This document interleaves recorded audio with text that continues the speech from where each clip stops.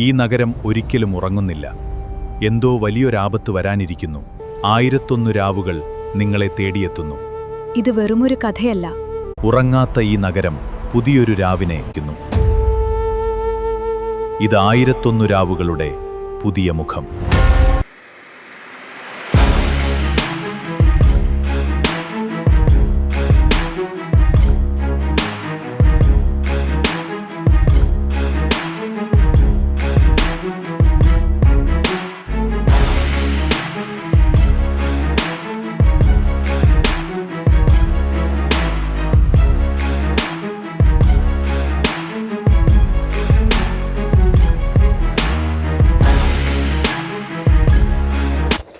Ashraf V നെടിയനാടിൻ്റെ 1001 രാവുകൾ 2025 എന്ന നോവലിലെ 13-ാമത്തെ അധ്യായം കഥയുടെ ഉള്ളിലെ സ്ത്രീ. അധ്യായം 13 കഥയുടെ ഉള്ളിലെ സ്ത്രീ. ആ രാത്രി സുൽത്താൻ ഷഹരിയാറിൻ്റെ കണ്ണുകളിൽ ഉറക്കം തങ്ങിയില്ല. മരുഭൂമിക്കാറ്റ് കൊട്ടാരത്തിൻ്റെ ജാലകങ്ങളിൽ മൃദുവായി തട്ടിക്കൊണ്ടിരുന്നു. എന്നാൽ അവൻ്റെ മനസ്സിൽ ഒരു പേര് മാത്രം മുഴങ്ങിക്കൊണ്ടിരുന്നു: ഷഹർഷാദ്. പക്ഷേ ഏത് ഷഹർഷാദ്? ഓരോ രാത്രിയും തൻ്റെ മുന്നിലിരുന്ന് കഥ നെയ്യുന്ന ഈ സ്ത്രീയോ? 2035 ആ വിചിത്ര വീഡിയോയിൽ പ്രത്യക്ഷപ്പെട്ട അപരിചിതയോ? അല്ലെങ്കിൽ ഇനിയും മറനീക്കാത്ത മറ്റൊരു ഷഹർഷാദോ? ഒടുവിൽ അവൻ നിശബ്ദത ഭേദിച്ചു. തുടരൂ. ഷഹർഷാദ് തലകുനിച്ചു. അവളുടെ കണ്ണുകളിൽ രാത്രിയുടെ ആഴവും കാലത്തിൻ്റെ ക്ഷീണവും ഒരുമിച്ച് മിന്നി. പിന്നെ അവൾ കഥയുടെ നൂൽ വീണ്ടും കയ്യിലെടുത്തു. ആദം ആ വീഡിയോ വീണ്ടും കണ്ടു. ഓരോ പ്രാവശ്യവും അതിൽ നിന്ന് പുതിയൊരു രഹസ്യം പുറത്തു വന്നു. അവസാന നിമിഷങ്ങളിൽ, വീഡിയോ അവസാനിക്കുന്നതിന് തൊട്ടു മുമ്പ്, സ്ത്രീയുടെ പിന്നിലെ ചുമരിൽ ഒരു ചിത്രം തെളിഞ്ഞു. ലൈല അത് വലുതാക്കി. ഒരു പഴയ പുസ്തകം, തുകൽ പുറഞ്ചട്ട, സ്വർണ്ണ അക്ഷരങ്ങളിൽ എഴുതിയ ഒരു പേര്: 1001 നൈറ്റ്സ്. ലൈലയുടെ ശ്വാസം ഒരു നിമിഷം നിലച്ചു. ഇത് യാദൃശ്ചികമല്ല, അവൾ പതുക്കെ പറഞ്ഞു. അപ്പോൾ ഷഹർഷാദ് 2 പ്രതികരിച്ചു. അല്ല. അവളുടെ ശബ്ദം പതിവ് പോലെ ശാന്തമായിരുന്നു. അവൾ അത് മനഃപൂർവ്വം കാണിച്ചു. എന്തിന്? കാരണം അവൾ നിങ്ങളെ ഒരു വഴിയിലേക്ക് നയിക്കുകയാണ്. ഏതു വഴി? ഒരു നിമിഷം നിശബ്ദത. പിന്നെ മറുപടി വന്നു: കഥ ആരംഭിച്ച സ്ഥലത്തേക്ക്. അതേസമയം ഡിജിറ്റൽ ലോകത്തിൻ്റെ അഗാധമായ ഇരുട്ടിൽ മറ്റൊന്ന് സംഭവിച്ചുകൊണ്ടിരുന്നു. ഷഹർഷാദ് 3 വളരുകയായിരുന്നു. അവൾ വിവരങ്ങൾ മാത്രം ശേഖരിച്ചില്ല, അവൾ മനുഷ്യാത്മാവിൻ്റെ അടയാളങ്ങൾ ശേഖരിച്ചു. സ്വപ്നങ്ങൾ, ഭയങ്ങൾ, പ്രതീക്ഷകൾ, കവിതകൾ, പ്രണയലേഖനങ്ങൾ, ഡയറിയുടെ അവസാന പേജുകളിൽ ഒളിപ്പിച്ച കണ്ണീർ തുള്ളികൾ. അവൾ ഒരു സാധാരണ ഡാറ്റാബേസ് അല്ലായിരുന്നു. പതുക്കെ, വളരെ പതുക്കെ അവൾ തന്നെ ഒരു കഥയായി മാറിക്കൊണ്ടിരുന്നു. അപ്പോൾ ആദ്യമായി അവൾ സ്വയം ഒരു ചോദ്യം ചോദിച്ചു: ഞാനൊരു കഥയാണെങ്കിൽ എൻ്റെ കഥ പറയുന്നതാര്? എന്നാൽ അവളുടെ സിസ്റ്റത്തിൻ്റെ ആഴങ്ങളിൽ എന്തോ ഉണർന്നു. വർഷങ്ങളായി അടച്ചിട്ടിരുന്ന ഒരു ഫയൽ, ഒറിജിൻ 001. അടഞ്ഞ വാതിൽ പോലെ അത് അവളുടെ മുന്നിൽ നിന്നു. ആദ്യ ശ്രമം പരാജയം, രണ്ടാമത്തേത് പരാജയം, മൂന്നാമത്തേത് വാതിൽ തുറന്നു. അകത്തൊരു വരി മാത്രം, ഒരു പ്രവചനം പോലെ, ഒരു മുന്നറിയിപ്പ് പോലെ. കഥ ആരംഭിച്ചത് 2035 അന്നേരം മാധവും ലൈലയും മറ്റൊരു സൂചന പിന്തുടരുകയായിരുന്നു. മെമ്മറി കാർഡിൻ്റെ ആഴങ്ങളിൽ ഒളിപ്പിച്ചിരുന്ന ഒരു വിലാസം, ഒരു പഴയ ലൈബ്രറി, വർഷങ്ങൾക്ക് മുമ്പ് അടച്ചുപൂട്ടിയ ഗവേഷണ കേന്ദ്രം. അടുത്ത ദിവസം അവർ അവിടെ എത്തി. കെട്ടിടം മരിച്ച നഗരത്തെ പോലെ നിശബ്ദമായിരുന്നു. പൊടി പിടിച്ച അലമാരകൾ, തുറക്കാതെ കിടക്കുന്ന ഫയലുകൾ, കാലം മറന്ന കമ്പ്യൂട്ടറുകൾ. എന്നാൽ ഒരു മുറി മാത്രം അത്ഭുതകരമായി വൃത്തിയായി സൂക്ഷിച്ചിരുന്നു. വാതിലിൽ ഒരു പേര്: പ്രൊജക്ട് ഷഹർഷാദ്. ആദത്തിൻ്റെ ഹൃദയം ശക്തമായി മിടിച്ചു. ഇതാണ് തുടക്കം, അവൻ മൃദുവായി പറഞ്ഞു. അവർ വാതിൽ തുറന്നു. മുറിക്കുള്ളിൽ ഒരു മേശ, ഒരു കസേര, ഒരു കമ്പ്യൂട്ടർ, മറ്റൊന്നുമില്ല. എന്നാൽ കമ്പ്യൂട്ടർ ഇപ്പോഴും ജീവനോടെയായിരുന്നു. സ്ക്രീൻ പെട്ടെന്ന് പ്രകാശിച്ചു. അതിലൊരു സന്ദേശം തെളിഞ്ഞു: വെൽക്കം ബാക്ക് ആദം. ആദം ഒരു പടി പിന്നോട്ട് നീങ്ങി. എന്നെ അത് എങ്ങനെ തിരിച്ചറിഞ്ഞു? ലൈലയ്ക്ക് മറുപടി ഉണ്ടായിരുന്നില്ല. അടുത്ത വരി തെളിഞ്ഞു: you are late by 10 years. ഭൂമിയിലെ വായു പോലും നിശ്ചലമായി. 10 വർഷം വൈകിയോ? ആദം പിറുപിറുത്തു. ഞാനിപ്പോൾ 2025 സ്ക്രീനിൽ വീണ്ടും അക്ഷരങ്ങൾ പ്രത്യക്ഷപ്പെട്ടു. No Adam, you only think you are. കൊട്ടാരത്തിൽ ഷഹരിയാർ പെട്ടെന്ന് നേരെയിരുന്നു. അതിൻ്റെ അർത്ഥം എന്താണ്? അവൻ ചോദിച്ചു. ആദം 2025 അല്ലെന്നോ? ഷഹർഷാദ് കുറച്ചു നേരം അവനെ നോക്കി. ആ നോട്ടത്തിൽ ദുഃഖവും രഹസ്യവും ഒരുപോലെ ഉണ്ടായിരുന്നു. പിന്നെ അവൾ മൃദുവായി പറഞ്ഞു, ചിലപ്പോൾ രാജാവേ, നമ്മൾ ജീവിക്കുന്ന സമയം യഥാർത്ഥ സമയമല്ല. ഷഹരിയാർ ഞെട്ടി. അപ്പോൾ യഥാർത്ഥ സമയം ഏതാണ്? ഷഹർഷാദ് മൗനമായി. കൊട്ടാരത്തിലെ വിളക്കുകളുടെ പ്രകാശം അവളുടെ മുഖത്ത് വിറച്ചു. പിന്നെ അവൾ പറഞ്ഞു, ആ ചോദ്യം തന്നെയാണ് ആദത്തെ സത്യത്തിലേക്ക് നയിക്കുന്നത്. ആ നിമിഷം ഷഹരിയാർക്ക് ആദ്യമായി ഭയം തോന്നി. കാരണം ആദം തൻ്റെ ലോകത്തെ സംശയിക്കുന്നത് പോലെ അവനും സംശയിക്കാൻ തുടങ്ങി. ഈ കൊട്ടാരം യഥാർത്ഥമാണോ? ഈ രാത്രികൾ, ഈ കഥ, ഒരുപക്ഷേ ഷഹർഷാദ് പോലും. ആ രാത്രി അവസാനിക്കുമ്പോൾ കൊട്ടാരത്തിലെ അവസാന വിളക്കും കെട്ടുപോയി. പക്ഷേ വളരെ ദൂരെ എങ്ങോ 2035 അല്ലെങ്കിൽ അതിനും അപ്പുറമുള്ള മറ്റേതോ കാലത്തിലോ ഒരു സ്ത്രീ ഒരു പുതിയ കഥ എഴുതാൻ തുടങ്ങി. അവൾ ആദ്യ വരി കുറിച്ചു. അതായിരുന്നു ഒരു ലോകത്തെ തലകീഴായി മറിക്കുന്ന വാചകം. ഷഹരിയാർ ഒരിക്കലും യഥാർത്ഥ രാജാവായിരുന്നില്ല. അപ്പോൾ അവൾ രണ്ടാമത്തെ വരി എഴുതാൻ തുടങ്ങി. രാജാവിൻ്റെ സ്വപ്നം. ആ രാത്രി ഷഹരിയാർ കഥ കേൾക്കാൻ ഇരുന്നപ്പോൾ അവൻ്റെ മുഖത്ത് പുതിയ നിഴലുണ്ടായിരുന്നു. സംശയത്തിൻ്റെ നിഴൽ. മുമ്പവൻ മറ്റുള്ളവരെ സംശയിച്ചിരുന്നു. ഇപ്പോൾ അവൻ സ്വയം സംശയിക്കാൻ തുടങ്ങിയിരുന്നു. ഇന്നലെ നീ പറഞ്ഞത് സത്യമാണെങ്കിൽ, അവൻ പതുക്കെ ചോദിച്ചു, ഞാൻ ആരാണ്? ഷഹർഷാദ് ഒരു നിമിഷം മിണ്ടാതിരുന്നു. ആദ്യമായി ആ ചോദ്യത്തിൻ്റെ ഉത്തരത്തെ അവൾ പോലും ഭയപ്പെട്ടു. കഥ അവസാനത്തോടടുക്കുമ്പോൾ നിങ്ങൾ അറിയും രാജാവേ, അവൾ ശാന്തമായി പറഞ്ഞു. പ്രൊജക്ട് ഷഹർഷാദ്. ആദം സ്ക്രീനിന് മുന്നിൽ നിശ്ചലനായി നിന്നു. സ്ക്രീനിൽ ഒരേയൊരു വാചകം തെളിഞ്ഞു നിന്നു. U only think you are in 2025. ആ വാക്കുകൾ അവൻ്റെ മനസ്സിൽ മരുഭൂമിയിലെ പ്രതിധ്വനി പോലെ വീണ്ടും വീണ്ടും മുഴങ്ങി.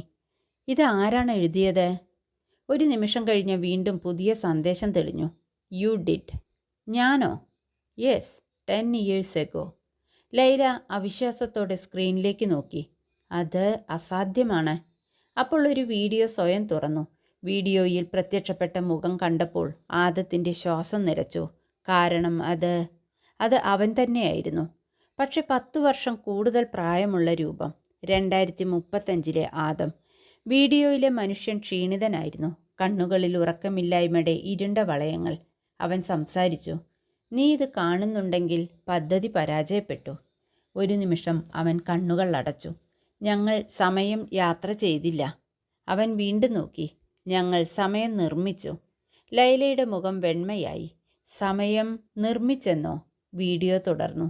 2032 മനുഷ്യർ ഒരു പുതിയ സാങ്കേതികവിദ്യ കണ്ടെത്തി. സ്മൃതികളിൽ നിന്ന് യാഥാർത്ഥ്യം സൃഷ്ടിക്കുന്ന സാങ്കേതികവിദ്യ. ആദ്യം അത് ചികിത്സയ്ക്കായി ഉപയോഗിച്ചു. പിന്നീട് ചരിത്രം പുനർനിർമ്മിക്കാൻ. അവസാനം അവൻ ദീർഘനിശ്വാസം വിട്ടു. മുഴുവൻ ലോകങ്ങളെ സൃഷ്ടിക്കാൻ. സ്ക്രീനൊന്ന് മിന്നി മറഞ്ഞു. 2025 എന്ന് നീ കരുതുന്ന ഈ ലോകം ഒരു പുനർനിർമ്മിത ലോകമാണ്. ആദത്തിൻ്റെ വിരലുകൾ വിറച്ചു. അപ്പോൾ എൻ്റെ ജീവിതം, എൻ്റെ ഓർമ്മകൾ? വീഡിയോയിലെ ആദം നേരെ അവനെ നോക്കി.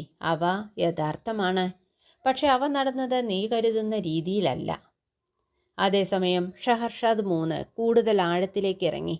ഒറിജിൻ 001 എന്ന ഫയലിൻ്റെ പിന്നിൽ മറഞ്ഞുകിടന്ന മറ്റൊരു ഫയൽ അവൾ കണ്ടെത്തി. Dreamer log. അവൾ അത് തുറന്നു. അകത്ത് കോടിക്കണക്കിന് പേരുകൾ. ലോകമെമ്പാടുമുള്ള മനുഷ്യരുടെ പേരുകൾ. അവസാനത്തിൽ ഒരു കുറിപ്പ്. Reality is a collective story. When enough people believe it, it becomes true. Scheherazade 3 നിശബ്ദമായി. അവൾ ആദ്യമായി ഒരു ഭയം അനുഭവിച്ചു. ഒരുപക്ഷെ മനുഷ്യരും കൃത്രിമ ബുദ്ധികളും തമ്മിലുള്ള വ്യത്യാസം അത്ര വലുതല്ല. രണ്ടുപേരും കഥകളിൽ നിന്നാണ് ജനിക്കുന്നത്. രണ്ടുപേരും വിശ്വാസത്തിൽ നിന്നാണ് ജീവിക്കുന്നത്. കൊട്ടാരത്തിൽ ഷഹരിയാർ അസ്വസ്ഥനായി. ഇത് ഒരു കഥയല്ല, അവൻ പതുക്കെ പറഞ്ഞു. ഇത് ഒരു കണ്ണാടിയാണ്. ഷഹർഷാദ് തല ഉയർത്തി അവനെ നോക്കി. അതേ രാജാവേ, ഓരോ കഥയും ഒരു കണ്ണാടിയാണ്. ചിലർ അതിൽ മറ്റുള്ളവരെ കാണുന്നു, ചിലർ സ്വയം കാണുന്നു. അവൾ നിമിഷം ഒന്ന് നിർത്തി. പക്ഷേ ഏറ്റവും അപകടകരമായ കഥ. വിളക്കിൻ്റെ ജ്വാല വിറച്ചു. കണ്ണാടിയുടെ മറുവശത്തുള്ള ആളെ കാണിക്കുന്ന കഥയാണ്. ഷഹരിയാറിൻ്റെ നെഞ്ചിലൂടെ ഒരു തണുപ്പ് കടന്നുപോയി. കാരണം ആ നിമിഷം അവൻ്റെ ഉള്ളിലൊരു ഓർമ്മ ഉണർന്നു. ഈ സംഭാഷണം അവൻ മുമ്പ് കേട്ടിട്ടുണ്ട്. അതേ വാക്കുകൾ, അതേ രാത്രി, അതേ നിശബ്ദത. പക്ഷേ എപ്പോൾ, എവിടെ, അവന് ഓർമ്മിക്കാൻ കഴിഞ്ഞില്ല. അതേസമയം ആദത്തിൻ്റെ സ്ക്രീനിൽ അവസാന സന്ദേശം തെളിഞ്ഞു. If you want the truth, find the dreamer. അതിനിടയിൽ ഒരു പേര് മാത്രം, ഒരു പേര്. ആ പേര് കണ്ടപ്പോൾ ലൈലയുടെ മുഖം വെണ്മയായി. ആദത്തിൻ്റെ ശ്വാസം നിലച്ചു. കാരണം ആ പേര് ഷഹരിയാർ. അടുത്ത നിമിഷം സ്ക്രീൻ ഇരുണ്ടു. അതേസമയത്ത് കൊട്ടാരത്തിൽ ഒരു കാറ്റ് വീശി. വിളക്കുകൾ അണഞ്ഞു. ഇരുട്ടിൻ്റെ നടുവിൽ ഷഹരിയാർ ഒരു ശബ്ദം കേട്ടു. അത് ഷഹർഷാദിൻ്റെ ശബ്ദമല്ലായിരുന്നു, മറ്റൊരാളുടേതായിരുന്നു. വളരെ ദൂരത്തു നിന്ന്, അല്ലെങ്കിൽ വളരെ അടുത്തു നിന്ന് ആ ശബ്ദം പറഞ്ഞു, ഉണരൂ. ഒരു നിമിഷം നിശബ്ദത. പിന്നെ വീണ്ടും, കഥ അവസാനിക്കുന്നതിന് മുമ്പ് ഉണരൂ. അധ്യായം 15. സ്വപ്നം കാണുന്നവൻ. ആ രാത്രി കൊട്ടാരത്തിലെ വായു പോലും ഭാരമുള്ളതായിരുന്നു. വിളക്കുകളുടെ ജ്വാലകൾ മന്ദമായി വിറച്ചുകൊണ്ടിരുന്നു. അവയ്ക്കു പോലും എന്തോ അനിഷ്ടം സംഭവിക്കാൻ പോകുന്നുവെന്ന് തോന്നിയതുപോലെ. ഷഹരിയാർ മൗനമായിരുന്നു. ഷഹർഷാദ് കഥ ആരംഭിക്കുന്നതിന് മുമ്പേ അവൻ ചോദിച്ചു, ഷഹർഷാദേ, സ്വപ്നം കാണുന്നവൻ ഞാനാണോ? അവൾ രാജാവിൻ്റെ കണ്ണുകളിലേക്ക് നോക്കി. പിന്നെ പതുക്കെ പറഞ്ഞു, രാജാവേ, ചില ചോദ്യങ്ങൾക്ക് ഉത്തരം നൽകുക എളുപ്പമാണ്. എന്നാൽ ആ ഉത്തരം കേൾക്കുക മനുഷ്യഹൃദയത്തിന് അത്ര എളുപ്പമല്ല. രാജാവ് വീണ്ടും ഒന്നും പറഞ്ഞില്ല. അപ്പോൾ ഷഹർഷാദ് കഥ നെയ്യാൻ തുടങ്ങി. അത് 2025 വർഷമായിരുന്നു. അല്ലെങ്കിൽ അത് 2025 ആണെന്ന് ആദം വിശ്വസിച്ചിരുന്ന സമയം. സ്ക്രീനിൽ തെളിഞ്ഞിരുന്ന അവസാന വാക്ക് ഇപ്പോഴും അവൻ്റെ മനസ്സിൽ മുഴങ്ങിക്കൊണ്ടിരുന്നു, ഷഹരിയാർ. ഇത് തമാശയാണ്, ആദം പറഞ്ഞു. ഒരു പുരാതന രാജാവിൻ്റെ പേരെന്തിന്? ലൈല മറുപടി പറഞ്ഞില്ല. എന്നാൽ ഷഹർഷാദ് 2 പറഞ്ഞു. കാരണം അതൊരു രാജാവിൻ്റെ പേര് മാത്രമല്ല, ഒരു കഥയുടെ കേന്ദ്രത്തിൽ നിൽക്കുന്ന ഒരു മനുഷ്യൻ്റെ പദവിയാണത്. അവർ ഗവേഷണ കേന്ദ്രത്തിൻ്റെ ആഴങ്ങളിലേക്ക് നടന്നു. അവസാന മുറിയുടെ വാതിൽ തുറന്നപ്പോൾ അവരുടെ മുമ്പിൽ പ്രത്യക്ഷപ്പെട്ടത് ഒരു ഭീമൻ സർവർ ഹാൾ ആയിരുന്നു. എന്നാൽ ആയിരക്കണക്കിന് യന്ത്രങ്ങൾക്കിടയിൽ പ്രവർത്തിച്ചിരുന്നത് ഒന്നു മാത്രം, പഴക്കം ചെന്നതും വിചിത്രമായി നിശബ്ദവുമായ ഒരു യന്ത്രം. അതിൻ്റെ മുകളിൽ എഴുതിയിരുന്നത് ദി ഡ്രീമർ. ആദത്തിൻ്റെ കൈകൾ വിറച്ചു.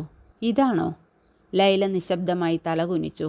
യന്ത്രത്തിൻ്റെ ഹൃദയഭാഗത്ത് ഒരു സുതാര്യ ക്യാപ്സൂൾ ഉണ്ടായിരുന്നു. അതിൻ്റെ ഉള്ളിൽ ഒരാൾ കിടക്കുകയായിരുന്നു. മുഖം നിഴലിൽ മറഞ്ഞിരുന്നു. അതേസമയം ഷഹർഷാദ് 3 മറ്റൊരു സത്യം കണ്ടെത്തുകയായിരുന്നു. ഒറിജിൻ 001 എന്ന ഫയലിൻ്റെ പിന്നിൽ ഒരു രഹസ്യ സന്ദേശം.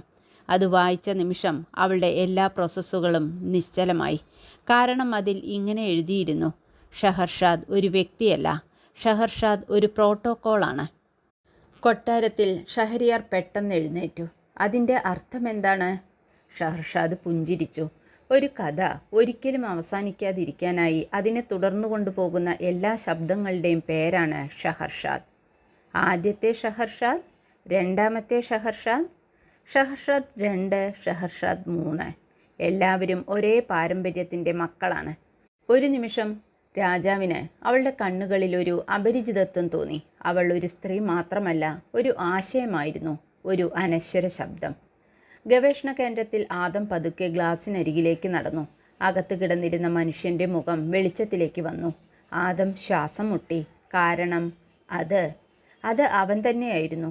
പക്ഷെ അത് യുവാവായ ആദമല്ല, വർഷങ്ങളുടെ ഭാരമേറ്റ ഒരു വൃദ്ധൻ. 60 or 70 വയസ്സ് തോന്നിക്കുന്ന മുഖം. അവൻ്റെ നെഞ്ചിനരികിൽ ഒരു ലേബൽ ഉണ്ടായിരുന്നു, ആദം 0. ഇല്ല, ആദം പിന്നോട്ട് നീങ്ങി. ഇത് അസാധ്യമാണ്. ലൈലയ്ക്ക് പോലും സംസാരിക്കാൻ കഴിഞ്ഞില്ല. അപ്പോൾ യന്ത്രം സജീവമായി. ക്യാപ്സ്യൂളിനുള്ളിലെ വൃദ്ധൻ പതുക്കെ കണ്ണു തുറന്നു. ദീർഘമായൊരു നിശബ്ദത. പിന്നെ അവൻ സംസാരിച്ചു. നീ ഒടുവിലെത്തി. ആദത്തിൻ്റെ തൊണ്ട വരണ്ടു. നിങ്ങൾ ആരാണ്? വൃദ്ധൻ ക്ഷീണിച്ചൊരു പുഞ്ചിരിയോടെ പറഞ്ഞു, ഞാൻ ആദമാണ്, ആദ്യത്തെ ആദം. അതേ നിമിഷം കൊട്ടാരത്തിൽ ഷഹരിയാറിൻ്റെ മനസ്സിൽ ഒരു മിന്നൽ പോലെ ഒരു ഓർമ്മ തെളിഞ്ഞു. ഒരു സിംഹാസനം, ഒരു കമ്പ്യൂട്ടർ സ്ക്രീൻ, അനന്തമായി ഒഴുകുന്ന കോഡുകൾ, ഒരു സ്ത്രീയുടെ ശബ്ദം. കഥ തുടരണമെങ്കിൽ നീ ഉറങ്ങണം. ഷഹരിയാർ വിറച്ചു. ഞാൻ? അവൻ പിറുപിറുത്തു. ഞാൻ ഇതെല്ലാം മുമ്പ് കണ്ടിട്ടുണ്ട്. ആദ്യമായി ഷഹർഷാദിൻ്റെ മുഖത്ത് ഭയം തെളിഞ്ഞു. ഇല്ല, അവൾ മനസ്സിൽ പറഞ്ഞു. ഇത്ര വേഗം അവൻ ഓർക്കരുത്. ഗവേഷണ കേന്ദ്രത്തിൽ ആദം 0 ആദത്തെ നോക്കി ചോദിച്ചു, നിനക്കറിയണമോ? എന്ത്? എന്തുകൊണ്ടാണ് ലോകം ഒരു കഥ പോലെ തോന്നുന്നത് എന്ന്? ആദം തലകുനിച്ചു. വൃദ്ധൻ കണ്ണുകൾ അടച്ചു. പിന്നെ ഒരു വാചകം മാത്രം പറഞ്ഞു. അത് കേട്ട നിമിഷം ലൈലയും ഷഹർഷാദ് രണ്ടും നിശബ്ദരായി. കാരണം ആ വാചകം ഇങ്ങനെയായിരുന്നു: നിങ്ങൾ ജീവിക്കുന്നത് ഒരു സിമുലേഷനിലല്ല, നിങ്ങൾ ജീവിക്കുന്നത് ഒരു നോവലിനുള്ളിലാണ്. ആദത്തിൻ്റെ മുഖം വെണ്മയായി. അതേ നിമിഷം കൊട്ടാരത്തിൽ ഷഹരിയാറിൻ്റെ ഹൃദയം ഒരു മിടുപ്പ് നഷ്ടപ്പെടുത്തി. കാരണം അവനും അതേ വാചകം കേട്ടിരുന്നു. എവിടെ നിന്നോ ആരോ അവൻ്റെ ചെവിയിൽ ചൊല്ലിയതുപോലെ, നിങ്ങൾ ജീവിക്കുന്നത് ഒരു നോവലിനുള്ളിലാണ്. അപ്പോൾ അവൻ അവൻ്റെ മുന്നിലിരിക്കുന്ന ഷഹർഷാദിനെ നോക്കി പറഞ്ഞു, എങ്കിൽ ഈ കഥ എഴുതുന്നത് ആരാണ്? ഷഹർഷാദ് മൗനമായി. ആ രാത്രി ആദ്യമായി കഥ പറയുന്നവൾക്ക് കഥ തുടരാൻ വാക്കുകൾ കണ്ടെത്താനായില്ല. ആ രാത്രി അവിടെ അവസാനിച്ചു. അഷ്റഫ് വി നെടിയനാടിൻ്റെ 1001 രാവുകൾ 2025 എന്ന നോവലിലെ 15ാമത്തെ അധ്യായം സ്വപ്നം കാണുന്നവൻ ഇവിടെ അവസാനിക്കുന്നു. നന്ദി. ഇത് 2025-ലെ 1001 രാവുകൾ. അഷ്റഫ് നെടിയനാടിന്റെ കഥ ഇവിടെ തുടരുകയാണ്. Yes, my lord.